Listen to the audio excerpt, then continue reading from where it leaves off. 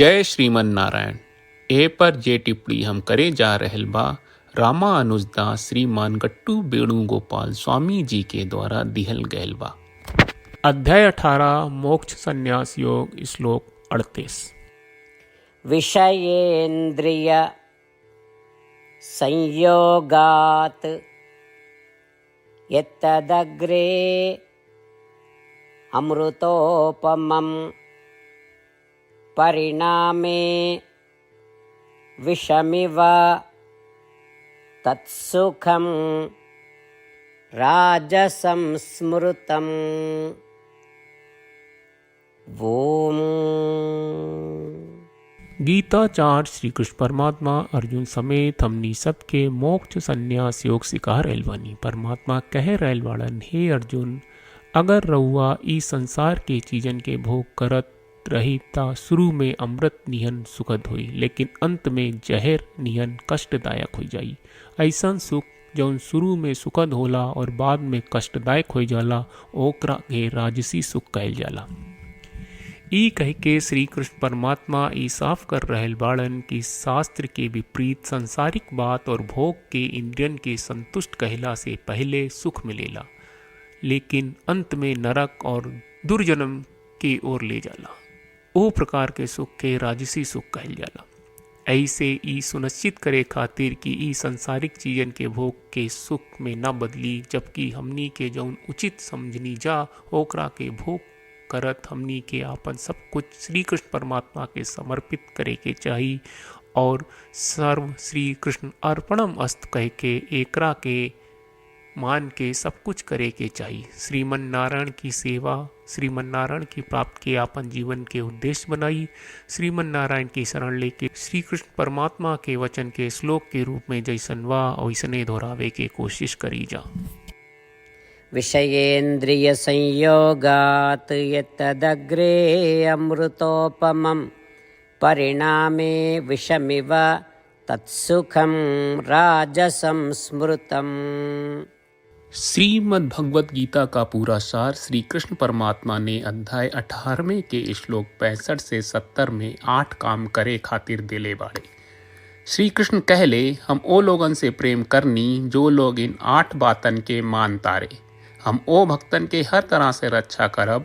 श्री कृष्ण परमात्मा के द्वारा बोलल गईल संपूर्ण भगवत गीता सुनला के बाद अर्जुन कहले, करिष्ये वचनम त्वा, जेके मतलब बा कृष्ण मैं वही करब जौन आप कही। यही कारण बा श्री कृष्ण अर्जुन के हर तरह के सफलता आ विजय प्रदान करेले। आई परमात्मा के आपन व्रत देई कि हमनी के ये 8 गौ कर्म के पालन करी जा। ई वचन परमात्मा के देवे से बड़न कौनो पूजा तपस्या यज्ञ नहीं। हम 8 प्रण कहब जौन हमनी के करे के चाहिए। आप सब कृपया इन्हन के आपन दिमाग और दिल में सोची। श्री कृष्ण के आपन वचन देवे के ई तरीका में हमनी सबकी कल्पना करे के चाहिए कि श्री कृष्ण का चेहरा खुशी से चमकत बा और खुशी के एहसास करत बा। जय श्रीमन नारायण। यहाँ हमनी के 8 वादा बा। हमनी के पहला वादा, हे श्रीमन नारायण, आपका निर्देश के मुताबिक हम हमेशा तोहार ध्यान करब और तोहार बारे में सोचब। हमनी के दूसरा वादा, हे श्रीमन नारायण, आपका सलाह का अनुसार हम हमेशा आपका भक्त रहब। हमनी के तीसरा वादा, हे श्रीमन नारायण, हम आपन सब काम तोहरा सेवा के रूप में और तोहरा संतुष्टि खातिर करब। हमनी के चौथा वादा, हे श्रीमन नारायण, जैस की आप माने के कहले रहलू, हमरा बहुत विश्वास बा कि हम आपके होई और हम हमेशा आपन दोनों हाथ जोड़ के आपके नमस्कार करब और आपकी पूजा करब। हमनी के पांचवा वादा, हे श्रीमन नारायण, हमरा के तोरा बात माम एकम शरणम ब्रज 1866 याद कहले, जहाँ आप हमरा के आपन का अर्पित करे का कहा। श्रीमन नारायण, मैं हमेशा तोहरे शरण में रहब। हमनी के छठवां वादा, हे श्रीमन नारायण, हमरा के तोहरा बात माँ सुचहा 1866 याद कहले कि आप हमनी के शोक ना करे का आश्वासन दे रहे बड़े, हम अब और शोक ना करब।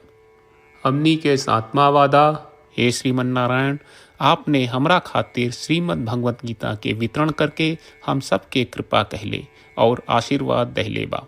हम वादा करत बानी कि रोजाना कम से कम 1 श्लोक पढ़ब या सुनब। हमनी के 8वां वादा, हे श्रीमन्नारायण, आप गीता के पूरा मानवता तक ले गयलू। हम गीता में आपके दिव्य वचन के उन भक्तन तक पहुँचावे के प्रयास करब जे गीता से अपरिचित बा। हे श्रीमन्नारायण, हम उई करब जौन तू करे का कहब। हम ऐसन व्यवहार करब जैसन आप चाहत बानी और हम खाली आपका खातिर काम करब। श्रीमन्नारायण के रोज आपन वचन देहल कि हम ओइस करब जैस आप कहत बानी, ई अपने आप में बड़न पूजा बा। श्रीमन्नारायण, करशे वचनम त्वा। श्रीमन्नारायण, हम तोरे निर्देश के मुताबिक काम करब। सर्वम श्री कृष्ण अर्पणम अस्तु। जय श्रीमन्नारायण। विषयेन्द्रिय संयोगात् यत्तदग्रे अमृतोपमं परिणामे विषमिव तत्सुखं राजसंस्मृतम्। ॐ विषयेन्द्रियसंयोगात् यत्तदग्रे अमृतोपमं परिणामे विषमिव तत्सुखं राजसंस्मृतम्।